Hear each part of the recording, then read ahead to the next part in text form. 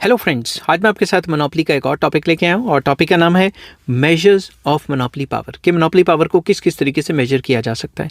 इससे पिछली वीडियो मैंने बनाई थी कि मोनोपोली पावर क्या होता है और उसके फीचर्स क्या हैं, उसका भी लिंक आपको इस वीडियो की डिस्क्रिप्शन में मिल जाएगा। तो चलिए शुरू करते हैं कि किस किस तरीके से हम मोनोपोली पावर को मेजर करते हैं। तो पहले इंट्रोडक्शन लिखेंगे, जिस हिसाब से आपने पेपर में लिखना है मैंने उसी हिसाब से इसको अटेम्प्ट किया हुआ है। प्योर मोनोपोली रेयरली एग्जिस्ट्स, ये तो हमें पता है कि प्योर मोनोपोली तो होती नहीं, कोई ऐसा काम नहीं है जिसमें सिंगल सेलर ही हो। आजकल तो कंपटीशन का ज़माना है।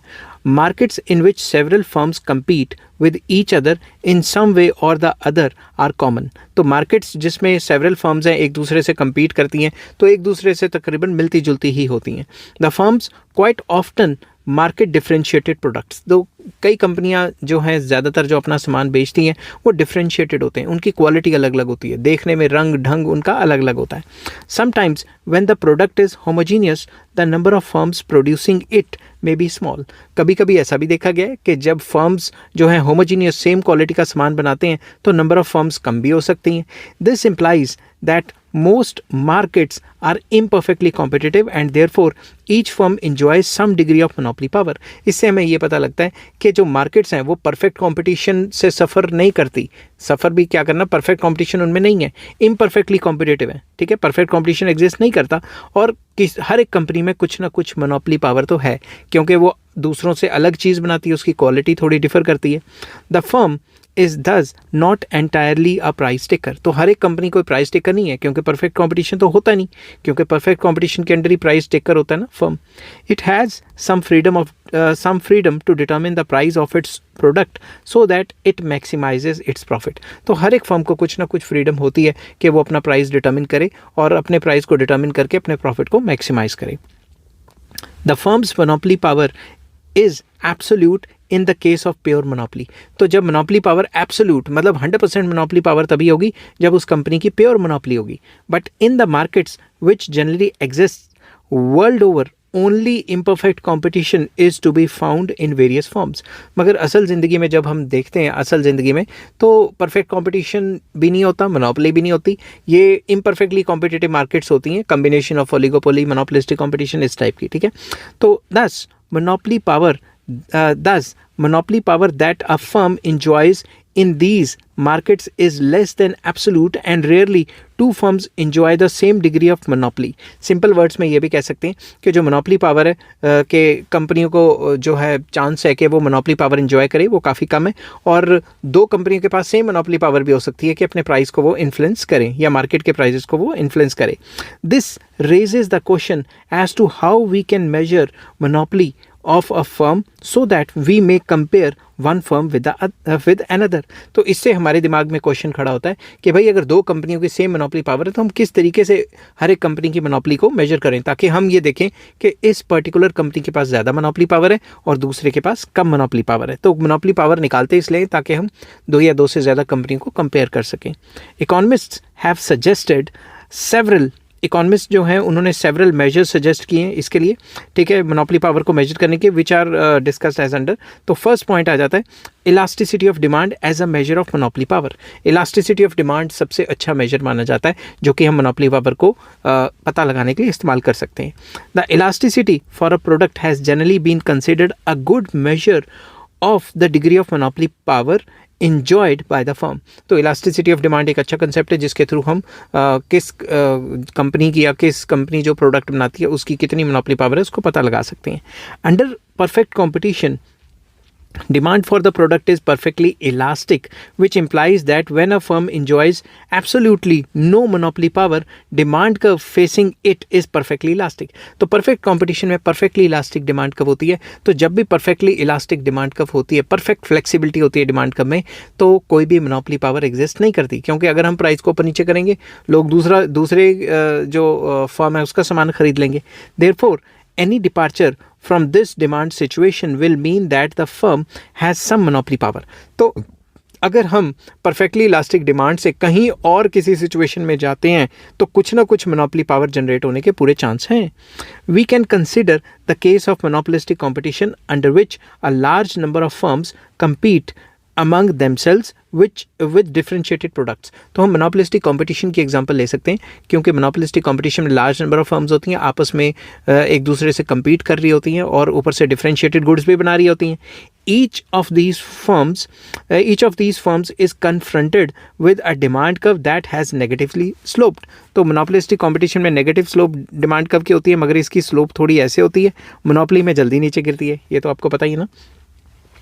This implies that the firm is not a price taker and is in a position to operate as a price maker। इसका मतलब ये है कि जब भी डिमांड कर्व नीचे गिर रही है तो वो प्राइस टेकर नहीं है और प्राइस मेकर की तरह थोड़ा थोड़ा काम कर सकता है। At the same time, since it is not the single producer of the product, it's monopoly power is not absolute. और ये भी कह सकते हैं कि वो सिंगल प्रोड्यूसर तो नहीं है, बाकी प्रोड्यूसर भी हैं, तो उसकी मोनोपोली पावर एब्सोल्यूट नहीं होगी, 100% मोनोपोली पावर भी वो एंजॉय नहीं करेगा। So the question we should now answer is, how do we estimate the degree of monopoly power of the firm in quantitative terms. Sorry, तो क्वांटिटेटिव टर्म्स में हम कैसे पता लगा पाएंगे कि किसकी मोनोपोली पावर किस कंपनी की कितनी है। A quantitative major of monopoly power is given by the inverse of the price elasticity of demand. तो अगर हमने डिग्री ऑफ मोनोपोली पावर निकालनी है तो वो क्या है, इनवर्स, किसका, इलास्टिसिटी का उल्टा। जितनी ज़्यादा इलास्टिसिटी होगी उतनी डिग्री ऑफ मोनोपोली पावर कम होगी। जैसे परफेक्टली इलास्टिक डिमांड कर्व है तो जो डिग्री ऑफ मोनोपोली पावर है वो 0 हो जाएगी, और अगर परफेक्टली इनइलास्टिक डिमांड है तो फुल मोनोपोली पावर हो जाएगी। समझ गई बात। तो there is a negative relation. तो नीचे लिख देते हैं, थोड़ा पेपर के लिए थोड़ा पेज भर जाएंगे इससे भी, where EP is the absolute value of price elasticity of demand. तो इसमें ये बताया, thus when the elasticity of demand, example लेते हैं, is 4, the degree of monopoly power is 1/EP, मतलब 1/इलास्टिसिटी इज 1/4। देयरफॉर, या similarly, if elasticity of demand is 0.2, the degree of monopoly power will be 1/elasticity, that is 1 divided by 0/2, that is 5। तो simple words में जितनी ज़्यादा elasticity होगी उतनी मतलब जितनी ज़्यादा इलास्टिसिटी होगी उतनी कम मोनोपोली पावर होगी, और जितनी कम इलास्टिसिटी होगी उतनी ज़्यादा ही मोनोपोली पावर होगी। ठीक है, इसको कुछ अलग तरीके से भी मैं एक्सप्लेन करता हूँ। We may consider the 2 limiting cases also. जैसे परफेक्ट कॉम्पिटिशन में क्या होता है, perfectly elastic demand curve and perfectly inelastic demand. ठीक है, in case of perfectly elastic demand, elasticity of demand कितनी होती है, infinity, and the degree of monopoly power कितनी हो जाएगी, 1 डिवाइडेड बाय इन्फिनिटी 0, मतलब कोई भी डिग्री ऑफ मोनोपोली पावर नहीं है। परफेक्ट कॉम्पिटिशन में जब elasticity of demand perfectly elastic होती है तो कोई भी मोनोपोली पावर नहीं होती। In the other limiting case when price elasticity is 0, ठीक है, the degree of monopoly power will be 1 elasticity, that is 1/0, that is infinite. तो अगर इनइलास्टिक डिमांड है तो उस केस में फुल मोनोपोली पावर होगी, इन्फानाइट मोनोपोली पावर होगी। However, in practice, if the firm is confronted with a linear downward sloping demand curve, its lower half is not relevant from the point of view of the firms equilibrium. अगर हम downward sloping demand curve करते हैं तो जो उसका lower part रहता है वो इतना ज़्यादा रिलेवेंट नहीं रहता। फॉलोइंग द फॉर्मूला, अगर हम ये फार्मूला लगाएं, marginal revenue is equals to P, मतलब price into elasticity -1 divided by elasticity, we know that if the elasticity of demand is less than 1, marginal revenue necessarily क्या हो जाएगा, बी नेगेटिव। तो marginal revenue क्या होगा, necessarily उस case में marginal revenue negative रहेगा। Therefore any rational firm will stop producing before its marginal revenue becomes negative, which means that the elasticity of demand at the equilibrium in any case has to be greater than 1। Simple words में ये वही बात कह रहा है कि भाई आपकी इलास्टिसिटी ऑफ डिमांड जो है ज़्यादा हो जाएगी तो आपकी मोनोपोली पावर कम हो जाएगी, और जब इलास्टिसिटी ऑफ डिमांड कम होती है तभी मोनोपोली पावर ज़्यादा होती है। उसको न्यूमेरिकल तरीके से एक्सप्लेन करने की कोशिश की है कि अगर elasticity of demand greater than 1 हो जाएगी तो आपकी मोनोपोली पावर कम होती रहेगी, एंड वाइस वर्सा। ठीक है, however, elasticity of demand is different. Elasticity of demand at different points on the segment above the middle point of a negatively sloped demand curve या sloped linear demand curve will be different। तो इन्होंने ये बताया point elasticity method में कि अगर यहाँ पे होगा, सेंटर में होगा तो इलास्टिसिटी इक्वल टू 1 होगी, नीचे होगा तो इलास्टिसिटी क्या हो जाती है, लेस देन 1, यहाँ पे हो जाती है तो 0, ऊपर हो जाती है ग्रेटर देन 1, और यहाँ हो जाती है तो इन्फानाइट। तो हर एक पॉइंट के हिसाब से भी इलास्टिसिटी के चेंज होने से मोनोपोली पावर चेंज हो जाएगी। ठीक है, तो इसको और डिटेल में डिस्कस करते हैं. This implies that the firm's monopoly power varies with the output levels which to some economist look rather unconvincing. कुछ लोग कहते हैं कि भाई हमें ये पॉइंट वाइज नहीं करना चाहिए, कुछ लोग इससे कन्विंस नहीं होते, उन्होंने अपने अपने मेथड्स दिए. But this is true that if the firm reaches it's equilibrium level in an imperfectly competitive market at the relatively small output level, its monopoly power is less than that of the firm which reaches its equilibrium at the relatively larger output level. तो simple words में अगर company कम बना रही है, चाहे elasticity ज़्यादा है, मगर अगर कंपनी कम बना रही है तो उसको ये नहीं कहेंगे कि इसके अंदर मोनोपोली पावर ज़्यादा है, बजाय इसके कि हम ये कहें कि जो ज़्यादा सामान बनाती है उसके अंदर मोनोपोली पावर ज़्यादा है. तो कहने की बात ये कि इस मेथड में भी कुछ ना कुछ जो खामियां हैं वो खामियां आगे जो मेथड्स हैं उनमें पूरी की गई हैं. तो सेकेंड मेथड आ जाता है मोनोपोली पावर को मेजर करने का, Lerner's measure of monopoly power. Very important, ये इंडस्ट्रियल इकोनॉमिक्स के लिए भी इंपॉर्टेंट है टॉपिक. तो according to AP Lerner, since monopoly is the divergence from perfect competition, monopoly power can be measured in terms of the gap between the monopoly price and the price under perfect competition. तो learner जो थे उनका ये मानना था क्योंकि perfect competition से diverge होकर ही मोनोपोली बना है, तो जो भी मोनोपोली प्राइस और परफेक्ट कंपटीशन के प्राइस के बीच में जो गैप होगा उतनी ही मोनोपोली पावर होगी. ठीक है, the price under perfectly competitive market या perfect competition is always equal to marginal cost of the firm in equilibrium position, while under monopoly जो प्राइस होता है वो MC के बराबर होता है. मगर मोनोपोली के टाइम पे फर्म इक्विलिब्रियम में कब होती है? जब MC is equal to MR और MC cuts MR from below. The implication of which is that the monopolist's price is always higher than his marginal cost in equilibrium position. तो इसका implication ये है कि जो monopolist है उसका price उसके marginal cost से हमेशा ज़्यादा होता है, बट perfect competition में बराबर होती हैं ये चीज़ें. Lerner considers this divergence between price and marginal cost as the indicator of monopoly power.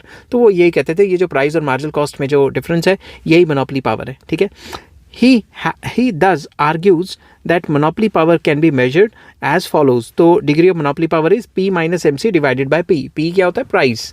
ठीक है, प्राइस को एवरेज रेवेन्यू भी लिखा होता है कई बुक्स में यहाँ पे, तो इसको आप ऐसे भी लिख सकते हो AR minus MC divided bye AR. तो कोई कंफ्यूज होने की ज़रूरत नहीं है क्योंकि P AR ही होता है. तो नीचे लिख दिया, इक्वेशन को थोड़ा सा डिस्कस किया, where P is equals to equilibrium price of the monopolist and MC is the marginal cost of monopoly firm when it is in equilibrium. तो जब इक्विलिब्रियम में तब की ये MC की बात हो रही है. ठीक है, इसको थोड़ा सा खींचते हैं इस टॉपिक को ताकि और अच्छे से समझ आ जाए. Under perfect competition theoretically we know that monopoly power is totally non existent and we obtain precisely this result from the above formula. ये हमें भी पता है कि परफेक्ट कंपटीशन के अंडर जो है मोनोपोली पावर नहीं होती, तो हम जो ऊपर लिखा है फार्मूला उससे इसको थोड़ा ड्राइव कर सकते हैं. Let us consider that both the price and the marginal cost of the firm in equilibrium position is ₹10. मान लेते हैं कि अगर 10 है तो अगर डिग्री ऑफ मोनोपोली पावर देखें तो प्राइस भी 10, मार्जिनल कॉस्ट भी 10, तो मोनोपोली पावर तो 0 आ गई. समझ की बात? अगर इन दोनों में गैप होगा ज़्यादा तभी मोनोपोली पावर एग्जिस्ट करेगी. The other limiting case to measure the monopoly power is that of the monopolized commodity which has no cost because it is a free good. तो ये भी मान सकते हैं कि जो मोनोपोलिस्ट जो सामान ले रहा है, मान लो वो फ्री गुड है, कॉस्टिंग उसकी पड़ नहीं रही है, तो उस केस में मान लो मार्जिनल कॉस्ट 0 होगी और प्राइस जो है वो 10 हो गया. इस केस में 10 डिवाइडेड बाय 10 1 आ गई, तो मोनोपोली पावर 1 होगी. The price of the good however is the same as in the earlier example. तो प्राइस हमने 10 ही ले लिया, उसकी मार्जिनल कॉस्ट 0 ले ली क्योंकि जब भी वो क्वांटिटी ज़्यादा बनाएगा तो सेटअप तो एक ही बार कर लिया ना. टोटल कॉस्ट में जो है चेंजेस जो है उतने नहीं आएंगे जितने जो है, अगर टोटल कॉस्ट में कोई भी चेंज नहीं आता तभी मार्जिनल कॉस्ट 0 आता है ना. तो उस केस में हमने एक टिपिकल सा एग्जांपल लिया है. इन this case the degree of monopoly power is 1. तो अगर हम यहाँ MC 0 ले लेते हैं और ये जो प्राइस है ये पिछला एग्जाम्पल ले लेते हैं 10, तो उस केस में मोनोपोली पावर 1 आ जाती है. Therefore the degree of monopoly power in terms of learners measure varies between 0 to 1. तो 0 और 1 के बीच में कोई भी आंसर आ सकता है. अगर हम यहाँ पे मार्जिनल कॉस्ट की जगह कुछ और ले लेते तो 0 और 1 के बीच में आंसर घूमता रहता. ठीक है, learners measure of monopoly power is in essence मैं दोबारा पढ़ता हूँ, कोई आ गया तो सामने. लर्नर्स का जो मेजर है मोनोपोली पावर का in essence is the same as the one provided in terms of price elasticity. तो अगर हम इसको और जो पुराना मेथड देखें तो वो तकरीबन मिलता जुलता है. कैसे मिलता जुलता है उसकी मैंने डेरिवेशन कराई है. According to Lerner degree of monopoly power क्या है? P minus MC divided by P. Since under equilibrium of firm जब इक्विलिब्रियम में होती है तो MC is equal to MR होता है, तो मैंने यहाँ MC की जगह MR लिख दिया। समझ की बात। MR can be defined in terms of price and elasticity. अगर हम MR का फॉर्मूला लिखें तो MR का जो इलास्टिसिटी की टर्म्स में फॉर्मूला आता था वो आता था P ब्रैकेट के बाहर, P मतलब प्राइस मतलब AR, फिर bracket start 1 minus 1 by EP मतलब 1 ओवर इलास्टिसिटी। बट अगर इसको सब्स्टिट्यूट करते हैं, substituting this P into 1 minus 1 over price elasticity for MR in this formula P minus MR over P, we get ये जो MR है, MR का ये सारा का सारा फॉर्मूला इस जगह पे डाल दिया हमने, इस जगह पे, ठीक है, इस जगह पे ये फार्मूला डाल दिया। इसको थोड़ा खोल लें तो अगर हम देखें तो इन दोनों में से P कॉमन बाहर निकाल लिया, P और नीचे वाला P कट गया, फिर ऊपर जो है न्यूमरेटर में बचा 1 माइनस 1 प्लस 1 ओवर इलास्टिसिटी। अब ये 1 माइनस 1 तो कट गया, 1 ओवर इलास्टिसिटी बचा, तो ये जो है P minus MC over P is nothing but 1 over elasticity. तो ये जो पुराना मेथड इलास्टिसिटी का है उससे मिलता जुलता है।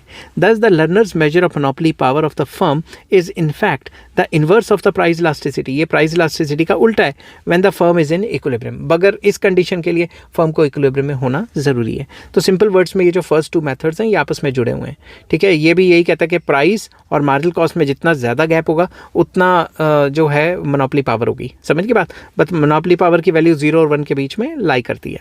थर्ड आ जाता है cross elasticity of demand as a measure of monopoly power. Very important.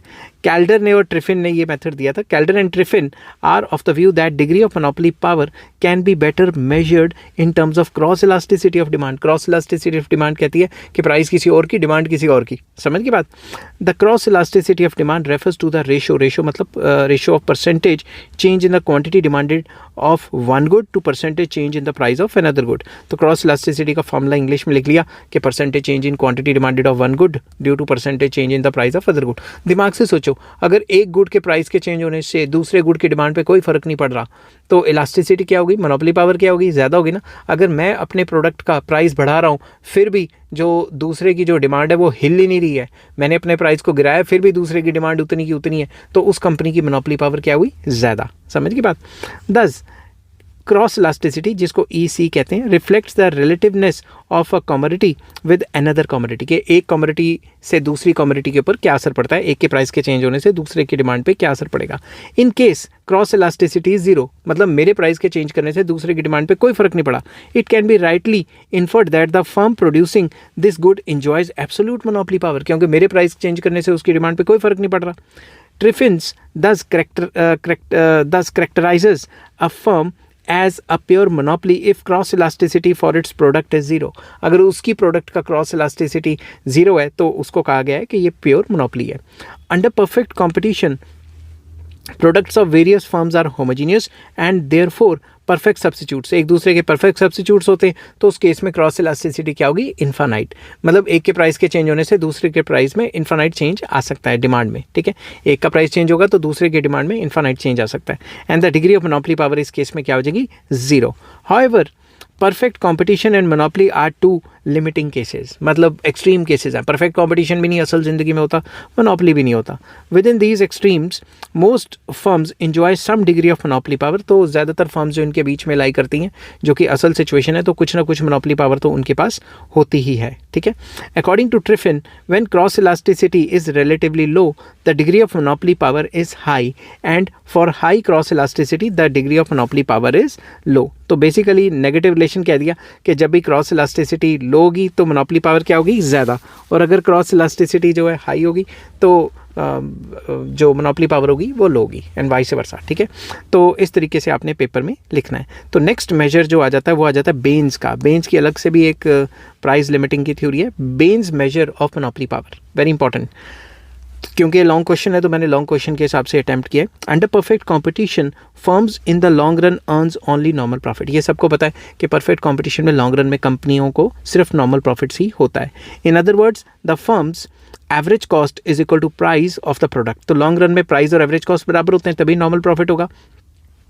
In contrast under monopoly a firms price in the long run is always higher than its average cost and it does earn super normal profits. तो monopoly में हमेशा super normal profit कमाते हैं long run में, क्यों, क्योंकि costing कम होती है और प्राइसेस ज़्यादा होते हैं।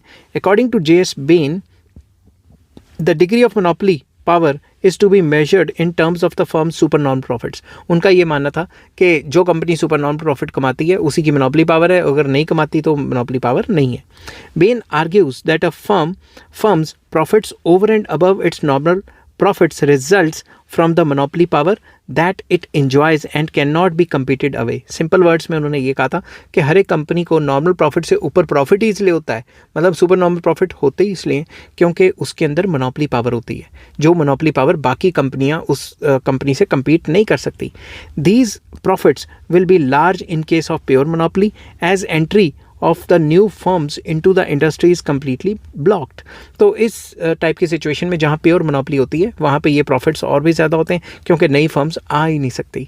However, when some new firms cannot be prevented from entering into the industry, a part of supernormal profits of the monopolist will be competed away, which implies that his monopoly power has been undermined। तो अगर free entry कर दी तो free entry में नई company आ जाएंगी और जो भी उसका सुपर नॉन प्रॉफिट हो रहा है वो खा जाएंगी। इस केस में उसका मोनोपोली पावर गिर जाएगी या ख़त्म हो जाएगी। ठीक है, तो नेक्स्ट आ जाता है बेन्स के बाद fifth measure, concentration ratios as a measure of monopoly power. ये भी काफ़ी इंपॉर्टेंट है।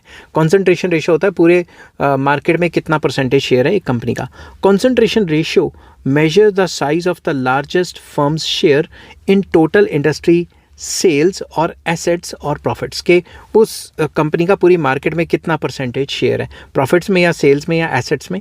इन this case an firm concentration ratio denoted by CRN, ये मैं बार बार यूज़ करूँगा, CRN मतलब concentration ratio of nth firm, is the proportion of the total industry sales accounted by the n largest firms. तो simple words में जितनी भी फर्म्स है उसका जो कितना परसेंटेज है, जिसका परसेंटेज ज़्यादा होगा उसकी मोनोपोली पावर ज़्यादा होगी, उस तरीके से ये पॉइंट बनाया गया है। It is common practice to estimate 4 firm and 8 firm concentration ratios denoted by CR4 and CR8 relatively for measuring the monopoly power। तो monopoly power को measure करने के लिए इस तरीके में या तो 4 firms या तो 8 firms का एग्जाम्पल लिया जाता है। This procedure however has several limitations। इसकी कुछ limitations भी हैं, वो आगे डिस्कस करेंगे। The reasons for using concentration ratio for the measurement of monopoly power is that while in a competitive industry sales are more or less evenly distributed, in a monopolistic industry a few large firms account for most of the sales। तो इसमें ये कि जो भी sales हैं वो unevenly distributed होती हैं या लेस इवनली डिस्ट्रीब्यूटेड होती हैं। कुछ कंपनी की ज़्यादा सेल्स होती हैं और कुछ कंपनियां कम सामान बेचती हैं। In the extreme case of pure monopoly there is a single firm which accounts for the total sales of the industry. But अगर रेयर बात करें प्योर मोनोपोली की, उसमें तो एक ही कंपनी होती है और एक ही कंपनी अपना सारा माल बेचती है। Let us suppose that there are 6 firms in an industry and their shares arranged by decreasing size are given in the following table। तो 6 firms है, तो यहाँ मार्केट शेयर लिया हुआ है कि पहली कंपनी का मार्केट शेयर 50% और उसके बाद कम होता जा रहा है। ठीक है, तो इनका क्यूमुलेटिव मार्केट शेयर हो गया। समझ गए बात, क्यूमुलेटिव कैसे, 50% और 30 करेंगे 80 हो जाएगा, ऐसे करके इसमें क्यूमुलेटिव जैसे फ्रीक्वेंसी नहीं लेते थे 80 और ये करेंगे 88%, 88 और ये 94, ऐसे करके। ठीक है, अब इस टेबल को मैं एक्सप्लेन करता हूँ आपके साथ। From the data provided in the above table we can compute the cumulative shares of n largest firms, जो भी हैं 1 2 3 4 5 6, इनका क्यूमुलेटिव शेयर जो हमने यहाँ पे निकाला वो निकाल सकते हैं। The cumulative shares are also shown in the above table, जो भी हमने निकाला वो ऊपर वाले टेबल में गिवन है।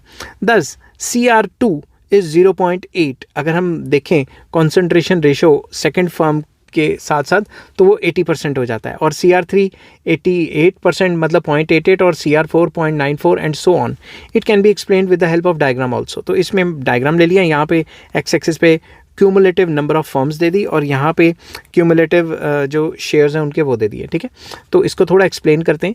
The given figure shows concentration curves for 3 typical industries A, B and C। तो मैंने A, B और C की बात की हुई है।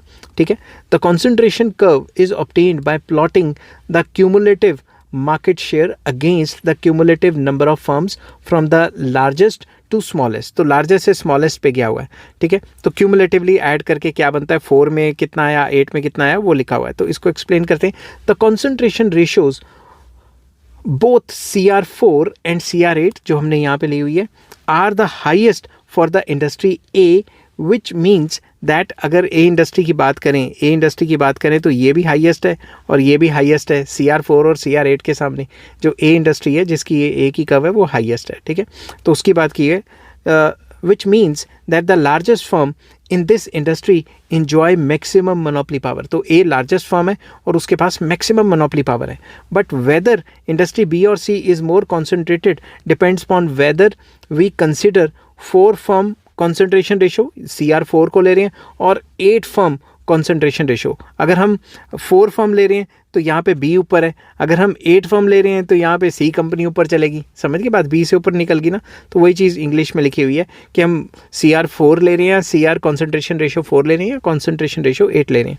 If we consider CR4 then the industry B is more concentrated than industry C. अगर हम CR4 ले रहे हैं तो मैंने आपको बताया यहाँ पे बी की जो वो है कर्व वो ऊपर है तो बी ज़्यादा कॉन्सेंट्रेटेड होगी, और अगर CR8 ले रहे हैं तो यहाँ पे सी ज़्यादा कॉन्सेंट्रेटेड होगी क्योंकि सी फॉर्म उससे ऊपर लाई करती है बी से। However, the position changes if we look at CR8, वही वाली बात। On the basis of CR8, industry C is more concentrated than industry B। तो अगर हम CR8 के हिसाब से देखें तो जो सी इंडस्ट्री है उसकी जो है उसको बढ़त ज़्यादा है बी इंडस्ट्री के मुकाबले। This clearly shows the basic limitation of the concentration ratios as a measure of monopoly power. और इसी से हमें पता लग जाता है कि मोनोपली पावर के जो तरीका है उसमें थोड़ी सी लिमिटेशन है। क्या क्या है? There are some limitations of concentration ratios. कौन कौन सी? For the same industry concentration ratios on the basis of sales, assets और प्रॉफिट्स डिफर। तो अगर हम सेल्स के हिसाब से देखें तो अलग आएगा, एसेट्स के हिसाब से देखें या प्रॉफिट्स के हिसाब से आए तो अलग अलग रेशोज़ निकलती हैं। Thus it becomes difficult to quantify monopoly power. तो हम किससे मोनोपली पावर निकालेंगे? सेल से निकालेंगे, एसेट से निकालेंगे या प्रॉफिट से निकालेंगे? तो अलग अलग आंसर आ रहा है। Moreover the concentration ratio does not take into account the number of firms. तो ये हमें ये नहीं बताती कितनी लेनी है नंबर ऑफ फर्म्स, 8, 10, 15, 20 कितनी लेनी है, प्रॉपर कोई श्योरिटी नहीं है। For instance in our example 6 firms हैं और अगर कॉन्सेंट्रेशन रेशियो 4 तक निकाल रहे हैं, मतलब क्यूमुलेटिव फ्रीक्वेंसी 4 तक निकाल रहे हैं, तो in another industry with 50 firms, suppose CR4 is 92, since these two figures are not comparable। हम ये नहीं कह सकते कि CR4 तक 92% मार्केट शेयर एक्वायर हो गया, तो इनको क्या कंपेयर करेंगे? We cannot conclude that the largest firm in the industry with CR4 is 0.94%, that is 94%, have greater monopoly power। तो इससे हम कुछ निकाल नहीं पा रहे हैं। तो कहने की बात ये कि जब ज़्यादा नंबर ऑफ फर्म्स हो जाती हैं और ऊपर ही कॉन्सेंट्रेशन रेशो ऊपर ही मैक्सिमम हो गई, तो हम ये क्या कहेंगे? इन्हीं की मोनोपली पावर है। तो ये थोड़ा कन्फ्यूजिंग है ये वाला पार्ट, ठीक है, यही इसकी बुराई है। In spite of these limitations, in the past, concentration ratios have been used in the US by the Justice Department to persecute industrial firms under the antitrust laws। जो वो मोनोपली बना के मार्केट को एक्सप्लॉइट करते थे उनके ऊपर जो एंटी ट्रस्ट लॉज लगाए यूएस के जस्टिस डिपार्टमेंट ने, उनको इस बेस के ऊपर, कॉन्सेंट्रेशन रेशो के बेस के ऊपर काफ़ी ज़्यादा पनिशमेंट भी दी हैं। यूएस में पनिशमेंट के नाम पे फाइन्स ही लगते हैं। Some of the defects of the concentration ratios have however been corrected in the Herfindahl index। तो Herfindahl index जो नेक्स्ट जो है इंडेक्स है, इसमें उसकी कुछ खामियां जो है वो पूरी की गई हैं। तो Herfindahl index for measuring monopoly power क्या है वो मैं आगे बताता हूँ आपके साथ। Oris C. Herfindahl has suggested an index for measuring the monopoly power that takes account of the entire size of the distribution of firms. जितनी भी फर्म्स हैं उन सब का डिस्ट्रीब्यूशन लेके चलना है, तभी इधर क्या हुआ है सिग्मा, मतलब सबका। This index known as the Herfindahl index avoids some of the defects of the concentration ratio. जो वहाँ पे डिफेक्ट्स हैं उनमें से काफ़ी डिफेक्ट्स को इसने ओवरकम कर लिया है। The Herfindahl index denoted by HI is denoted as HI मतलब Herfindahl index, it is equal to sigma SI square. N जो ऊपर दिया हुआ है ऊपर, उसे हम कहेंगे नंबर ऑफ फर्म्स, और ये जो SI है वो है the market share of the ith firm, ठीक है, और उसका स्क्वायर करके इसको कैलकुलेट करेंगे, ठीक है। The merit of this index is that it reflects both the number of firms and there relative size. तो नंबर ऑफ फर्म्स और उनका जो साइज है वो भी दिखाता है इसमें। The antitrust division of the justice department in the US now uses Herfindahl index to measure the monopoly power. तो जो US जस्टिस डिपार्टमेंट है वो हरफिंडल इंडेक्स को मेजर करता है, अब कॉन्सेंट्रेशन रेशियो को मेजर नहीं करता। It no longer relies on 4 firm and 8 firm concentration ratios which were in use till 1982। जून 1982 तक तो वो कॉन्सेंट्रेशन रेशियो वाला मेथड यूज़ होता था, बट अब नहीं होता। We shall now compute the Herfindahl index for the example above. First वाले का 50% था। अगर आप लगातार वीडियो देख रहे हो तो ऊपर वाला टेबल याद ही होगा, उसका स्क्वायर कर लिया, फिर 0.3, 0.08, 0.06, 0.04 इन सब का स्क्वायर करके टोटल कर लिया, तो ये आंसर आ गया हर्फिंडल इंडेक्स का। If there are 5 firms and they all have equal, हर एक का इक्वल होगा तो 5 मल्टीप्लाई बाय दिस कर देंगे तो ये आ जाएगा 0.2। समझ की बात। If there are n firms in an industry and they all have equal market shares, the share of each firm will then be 1 by n, क्योंकि जितनी नंबर ऑफ फर्म्स बढ़ेंगी उनका शेयर उतना ही कम होता जाएगा। तो इस केस में हर्फिंडल इंडेक्स का फॉर्मूला होगा n into 1 by n square, that is equal to 1 by n। The Herfindahl index in such cases is reciprocal of the number of firms. जितनी नंबर ऑफ फर्म्स ज़्यादा होंगी उतना Herfindahl index का monopoly power कम आएगा। ठीक है। If there is only one firm, this shows that answer कितना आएगा 1, क्योंकि 1/1 इज 1। This हर्फिंडल index lies between 1 and 1 by n, where n is the number of firms. 1 और 1 by n जितने भी है उसके बीच में आंसर आएगा हमेशा। ठीक है। तो ये था आपका हर्फिंडल इंडेक्स, और जिसके थ्रू हम मेजर कर सकते हैं मोनोपोली पावर को। आई होप ये वीडियो आपको पसंद आई होगी। अगर पसंद आती है तो please like, share and subscribe. Next topic आपके साथ मैं लेके आऊँगा welfare cost of monopoly. Till then take care, bye bye.